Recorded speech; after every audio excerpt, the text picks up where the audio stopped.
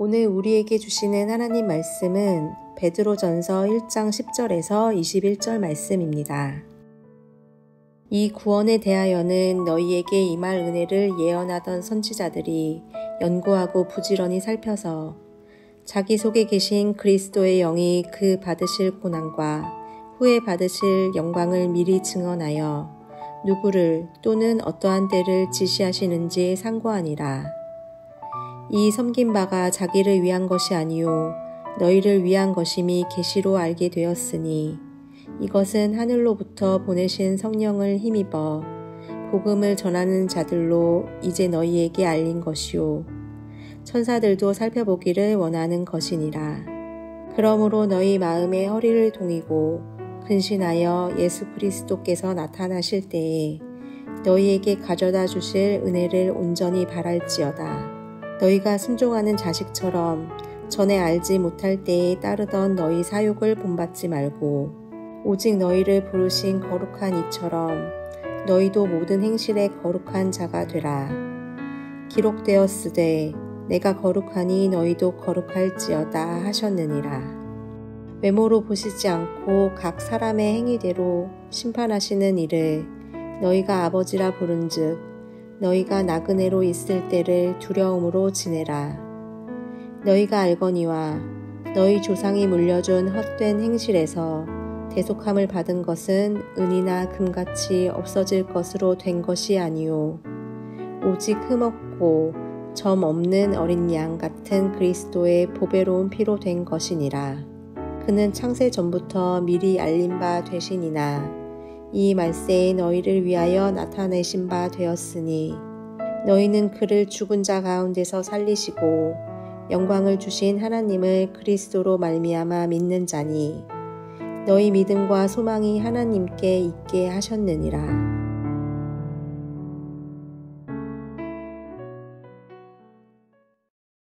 베드로전서의 전체 구조는 1장 1절에서 2절은 베드로전서의 인사입니다. 그리고 1장 3절부터 5장 11절까지가 베드로전서의 본론에 해당합니다. 베드로전서 5장 12절부터 마지막 14절이 베드로전서의 마무리 인사입니다.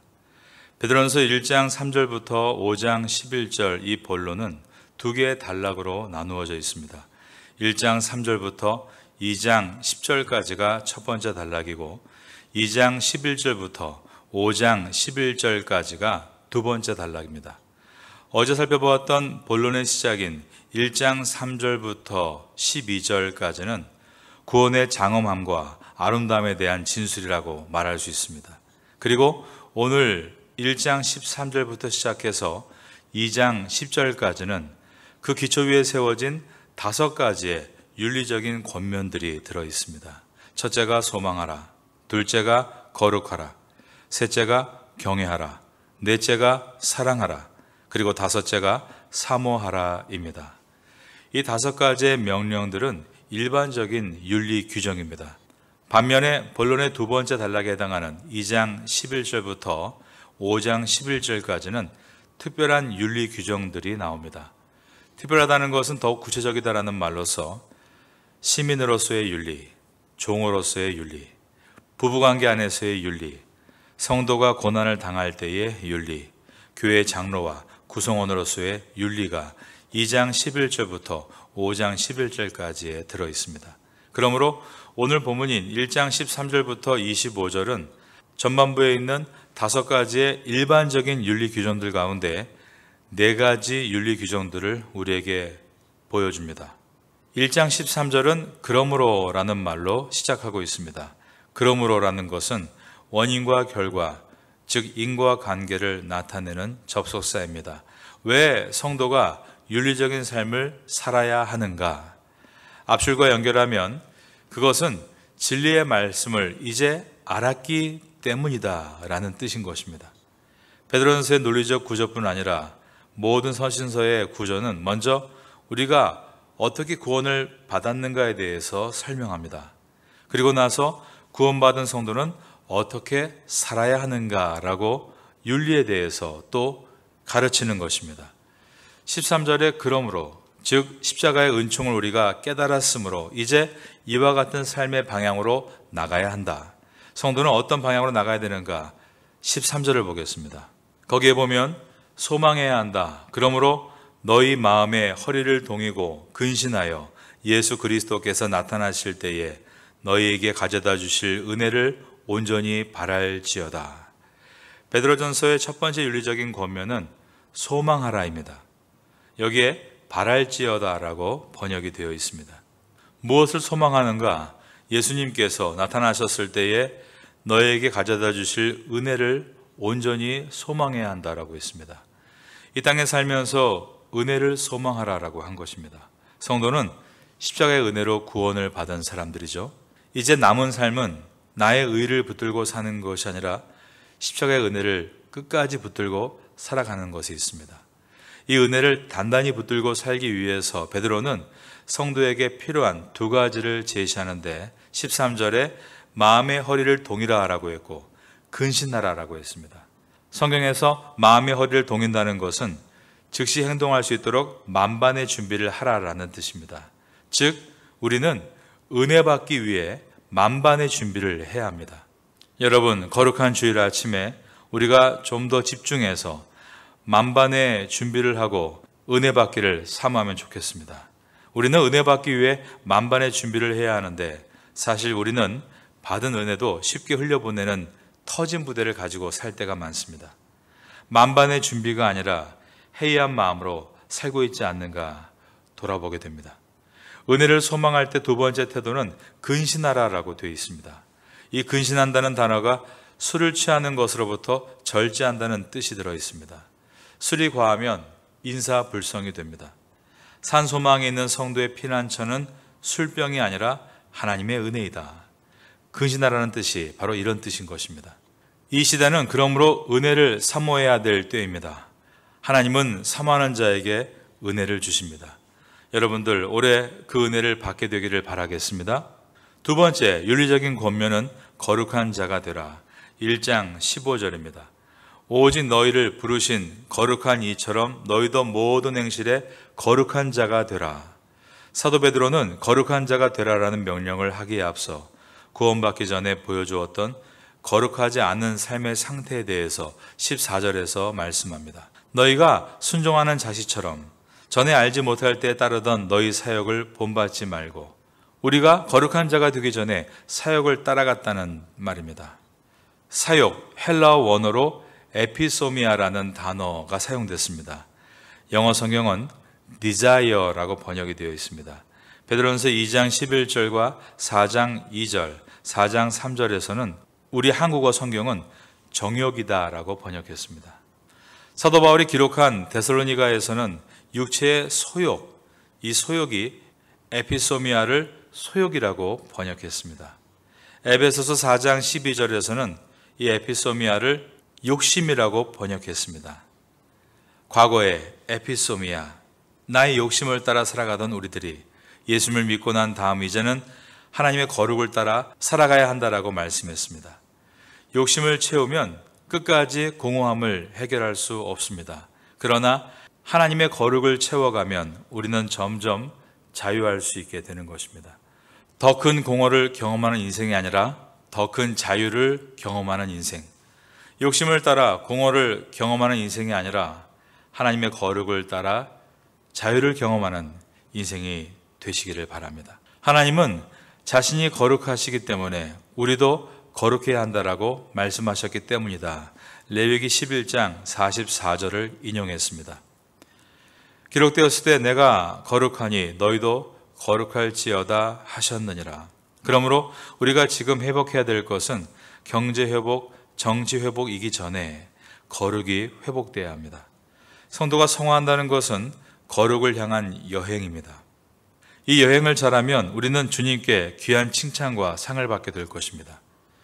거룩의 여행을 잘하면 잘할수록 반석 위에 짓는 집이 됩니다. 그러나 에피소미아, 자기의 욕심과 욕망과 정욕으로 집을 짓게 되면 모래 위에 짓는 집이 될 것입니다. 여러분들은 거룩한 반석의 집을 지으심으로 시간이 지날수록 믿음이 견고해지고 자유할 수 있게 되기를 예수님의 이름으로 축원합니다. 베드로전서의 세 번째 윤리적 권면은 경외하라입니다. 1장 17절은 경외하라를 두려움으로 지내라라고 했습니다. 외모로 보시지 않고 각 사람의 행위대로 심판하시는 이를 너희가 아버지라 부른즉 너희가 나그네로 있을 때를 두려움으로 지내라. 우리가 두려움 속에 살아야 되는 이유에 대해서 17절은 외모로 보시지 않고 각 사람의 행위대로 심판하시는 이를 너희가 아버지라 부른즉, 그러므로 이 두려움은 세상의 두려움이 아니죠. 하나님과 우리와의 관계, 아버지와 자녀와의 관계 속에서 일어나는 두려움, 우린 이것을 경외라고 부릅니다. 여러분, 두려움 많으시죠? 성경은 세상에서 일어나는 어떠한 두려움도 권장하지 않습니다. 두려워 말라, 담대하라, 내가 세상을 이기었노라 라고 말씀하시는 것입니다. 그런데 딱 한 가지의 두려움은 성경에서 권장하는데 그것은 하나님을 향한 두려움입니다. 우린 이것을 경외라고 부릅니다. 여러분, 막 화를 내고 막 죄를 짓고 악한 길을 걸어갈 때 그럴 때는 어떤 마음입니까? 하나님에 대한 경외하는 마음이 없을 때입니다. 그런데 막 죄를 지으려 하다가도 아유, 내가 이러면 안 되지, 큰일 나지, 이런 마음이 왜 드는 것입니까? 그것은 하나님을 향한 두려움이 있어서입니다. 그래서 우리가 세상에서 거룩하지 않는 이유는 더 많은 말씀을 배우지 못해서는 아닙니다. 우리가 세상에서 거룩하지 않는 이유는 하나님을 두려워하지 않기 때문입니다. 정말 하나님이 살아계시고 우리의 삶 가운데 나의 모든 경제와 나의 생활을 감찰하신다는 것을 정말로 알고 있다면 그 두려움이 나를 거룩하게 지켜줄 것입니다. 하나님을 두려워한다는 것은 그분을 사랑한다는 또 다른 표현입니다. 정말 그분을 경외하고 있다면 그분을 정말로 사랑하고 있는 것입니다. 여러분들은 세상을 두려워하지 말고 하나님을 두려워할 수 있는 성도가 되시기를 바랍니다. 18절에서 21절은 이처럼 소망하라, 두 번째 거룩하라, 세 번째 두려워하라 권면을 하고, 18절에서 21절은 윤리적인 권면을 잠깐 멈추고 구원의 복음에 대해서 다시 한번 선포하는 부분입니다. 너희가 알거니와 너희 조상이 물려준 헛된 행실에서 대속함을 받은 것은 은이나 금같이 없어질 것으로 된 것이 아니요 오직 흠없고 점없는 어린 양 같은 그리스도의 보배로운 피로 된 것이니라. 아담으로부터 전가된 원죄와 우리가 짓고 있는 자범죄, 과거의 죄와 현재의 죄, 그리고 미래의 죄까지, 최종적으로 이 모든 것이 용서함 받는 것은 오직 예수 그리스도의 보혈 때문이다 라고 소개했습니다. 이처럼 우리가 받은 구원은 예수 그리스도의 뜨거운 사랑으로 인해서였다. 그분의 헌신과 희생으로 우리가 구원받은 것이다. 이 말을 한 다음에 네 번째 윤리적 권면이 22절에 나오는데 그것은 사랑하라입니다. 너희가 진리를 순종함으로 너희 영혼을 깨끗하게 하여 거짓이 없이 형제를 사랑하기에 이르렀으니 마음으로 뜨겁게 서로 사랑하라. 그리스도께서 우리를 어떻게 사랑하셨는가 그 사랑을 정말로 깨닫는다면 우리는 또한 그 사랑을 우리 이웃을 향해서 실천해야 한다라고 한 것입니다. 뜨겁게 사랑하라. 왜 뜨겁게 사랑해야 되는가? 마찬가지 이유입니다. 그것은 우리가 그리스도의 십자가로 거듭났기 때문이다. 23절입니다. 너희가 거듭난 것은 썩어질 씨로 된 것이 아니요 썩지 아니할 씨로 된 것이니 살아있고 항상 있는 하나님의 말씀으로 되었느니라. 그러므로 성도가 거듭난 증거는 사랑하는 데 있습니다.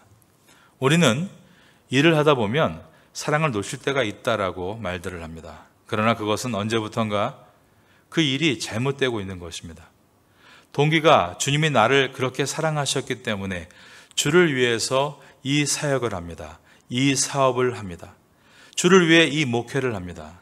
그것이었다면 우린 끝까지 사랑을 잃어버리지 않습니다. 그러나 언제부턴가 우리가 일하면서 주님의 은혜로 이곳에 온 것을 망각하고 일에 빠져 살게 되면 점점 사랑이 식어갑니다. 이것 때문에 화가 나고 저것 때문에 분노하고, 그것이 아닙니다. 저 사람은 하나님께서 나에게 붙여준 사람입니다. 그런데 은혜를 잊어버리니까 점점 우린 일 중심이 되고 사랑을 잃어버리게 되는 것입니다. 우리는 다시 한번 오늘 이 베드로전서 말씀을 깊이 묵상하면서 십자가의 사랑으로 구원받은 내가 거듭난 분명한 증거는 그 사랑을 잃어버리지 않고 끝까지 타인을 향한 뜨거운 사랑으로 표출돼야 한다는 것임을 잊지 말고, 여러분들은 일하면서도 사랑을 잃어버리지 말고 끝까지 사랑할 수 있기를 바라겠습니다. 그러기 위해서는 1장 24절과 25절이 필요합니다. 24절과 25절을 봅니다. 그러므로 모든 육체는 풀과 같고 그 모든 영광은 풀의 꽃과 같으니 풀은 마르고 꽃은 떨어지되 오직 주의 말씀은 세세토록 있도다 하였으니 너희에게 전한 복음이 곧 이 말씀이니라. 우리가 주의 말씀 앞에 있을 때 이 모든 것을 지켜나갈 수 있다라는 뜻입니다. 오늘도 베드로서를 지나며 구원의 확신과 이 땅에서의 사명을 붙드시고 담대하게 나아가시는 여러분 되시기를 예수님의 이름으로 축원합니다.